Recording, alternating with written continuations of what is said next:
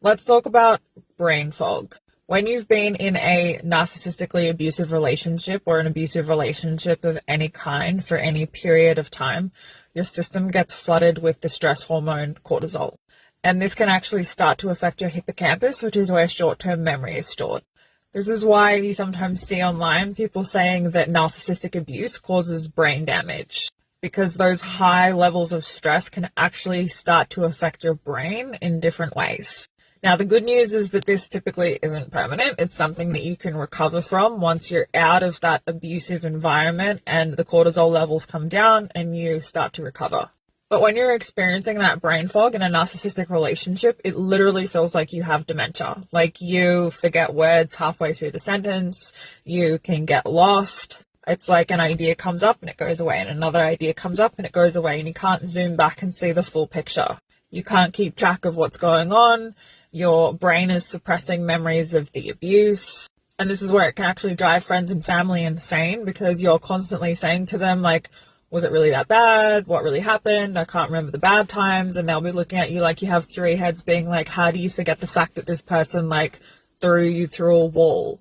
Or the fact that this person did, X, Y, Z horrific thing. And it's not that you're being obtuse or annoying, like you literally cannot remember because the brain fog is so bad, and also because your brain is trying to protect you from the pain and protect you from the memories. But unfortunately, this has a really bad effect, which can be keeping you in the relationship or causing you to go back because you can't actually remember how bad it is. And this also ties into the mechanisms of trauma bonding, like betrayal blindness, cognitive dissonance, the addiction aspect.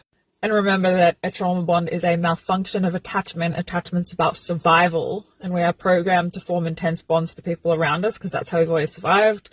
And then paradoxically, through that cycle of abuse and repair, we get hyper bonded to our abuser, and so every part of our system is actually trying to get us back in the relationship, because on a primal level it feels like we need this person in order to survive. But if you are in an abusive relationship, psychologically, emotionally, any kind of abuse, honestly, and you're experiencing like chronic fatigue, you are tired all the time, you are foggy all the time, you're having memory issues, that is a direct response to the abuse. And it is a red flag that you are in an abusive relationship.